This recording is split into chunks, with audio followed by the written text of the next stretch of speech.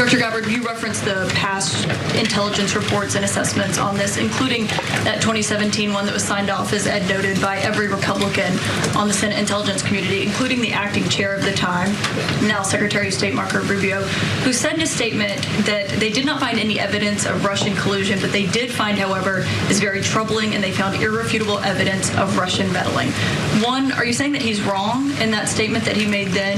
And secondly, what would you say to people who believe that you're only releasing these documents now to improve your standing with the president after he said that your intelligence assessments were wrong? CNN's Kaitlan Collins is getting pushback from an unlikely foe for asking those two very challenging questions during a White House press briefing yesterday. Cenk, we're going to listen to DNI Tulsi Gabbard and Press Secretary Karoline Leavitt's response in a second. But what do you make of those questions? Yeah, so that was as good a question as I've seen at the White House. So thank you. Man, journalism broke out for a minute there. As always with any mainstream media reporter, I've had critiques in the past, etc. But what we do on this show is discredit where discredit is owed, and that's the norm, that's the rule. But when there's an exception and credit is due, we give credit. Kaitlan Collins, excellent question. So I wish the powerful would be challenged like that more often. So of course, Meghan McCain is going to step in to try to protect the powerful instead, because she's a dumbass and she's corrupt and she's a terrible human being. So take that away. Yeah, just hours after this press briefing, Meghan McCain, a former Gabbard critic turned bestie, railed against Collins for doing her job as a reporter. Posting this on X, Kaitlan Collins is an absolute imbecile and pure partisan hack. That Meghan is a mirror.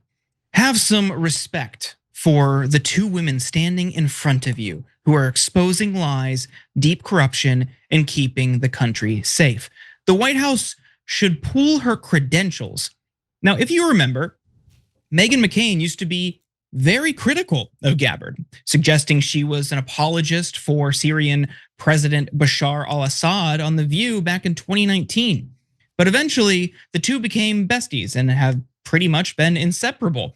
Last year, McCain posted this to X. This woman is actively serving as a lieutenant colonel in the army and has put her life on the line for all of us. The baseless slander is not only abhorrent, but it's unpatriotic.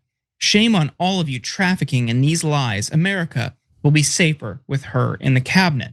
And she also gushed about her on Michael Malice's You're Welcome podcast a few months ago. Take a look.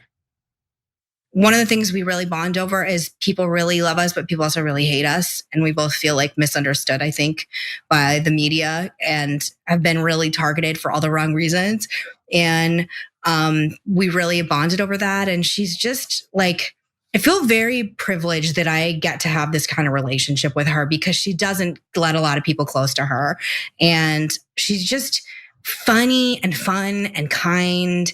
And I can always rely on her when it doesn't matter. Like she's like been in India and Thailand and traveling right now. And I can still text her. I had something happen that I need her advice on. She'll always text me back. Like she's just kind and like, she makes me feel really safe and seen, which I think is a hard thing in any friendship. And I love her very much. And I really regret ever being mean to her. Okay, sure, it's natural to defend your best friend when it's justified. But what exactly did Collins do to piss McCain off so much? Well, let's watch a bit of the press briefing to see what happened. Take a look. The Senate Intelligence Committee has a very different function than the Office of the Director of National Intelligence.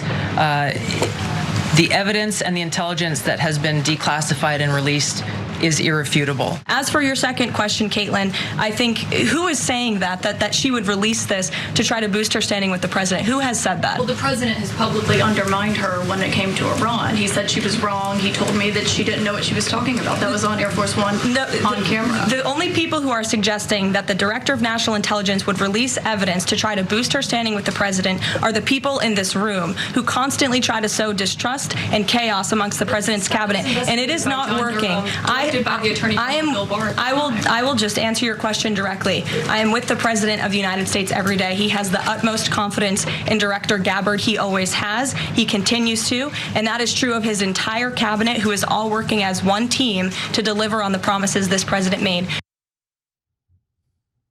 To be clear, Kaitlan Collins isn't wrong. Trump did undermine Tulsi Gabbard.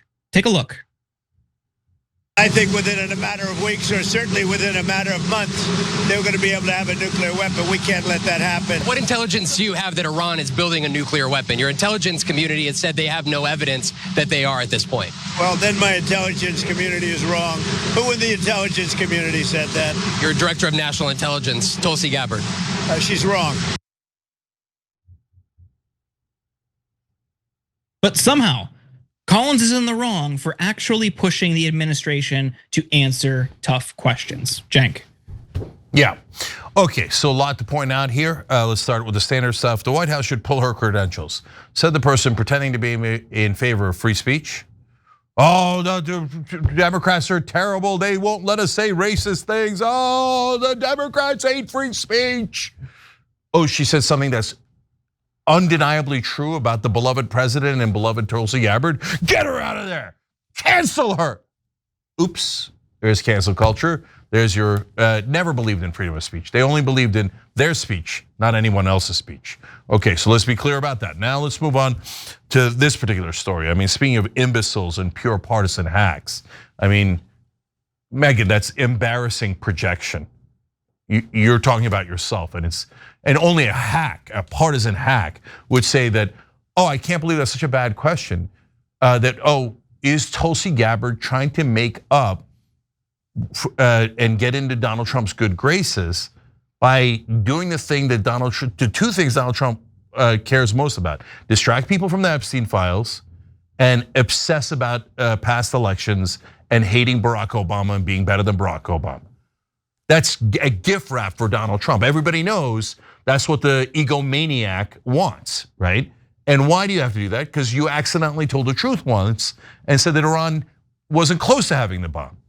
And he was like, oh, I don't like that.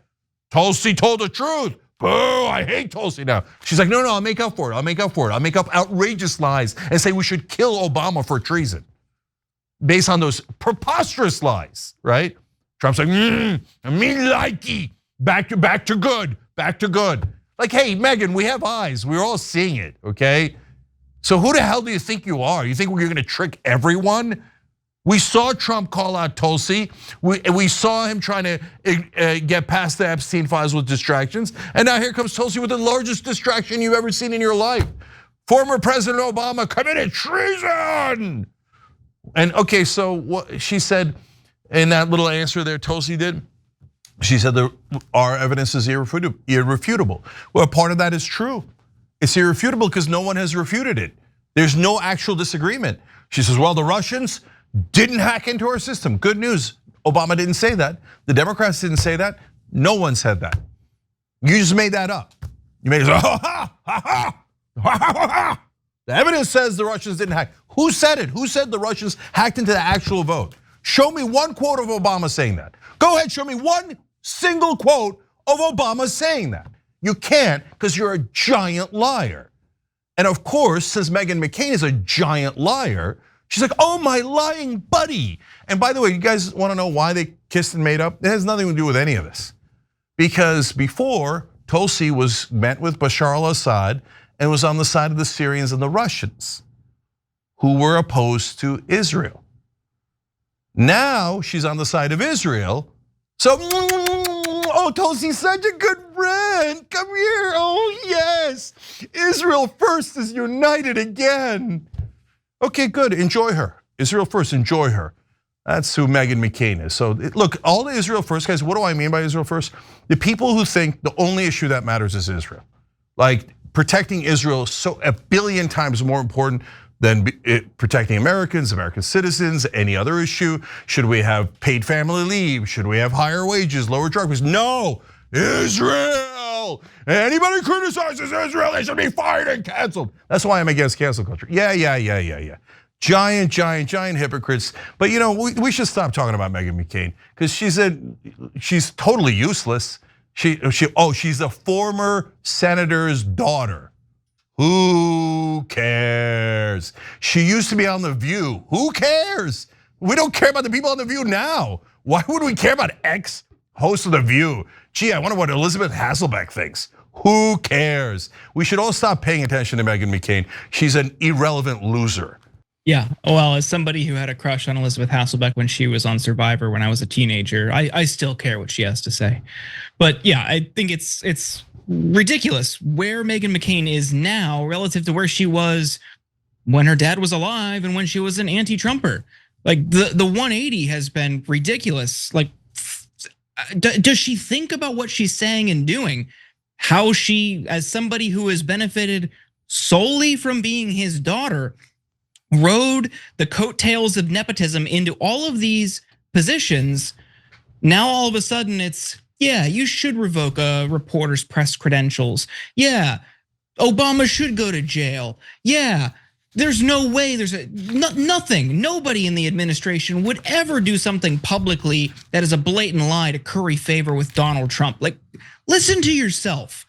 Who are you? Not that I ever held much respect for her, but even before that, before Trump, she was writing all of these books with like all bipartisan centrist messaging about how we need to come together. You're on the fringes now.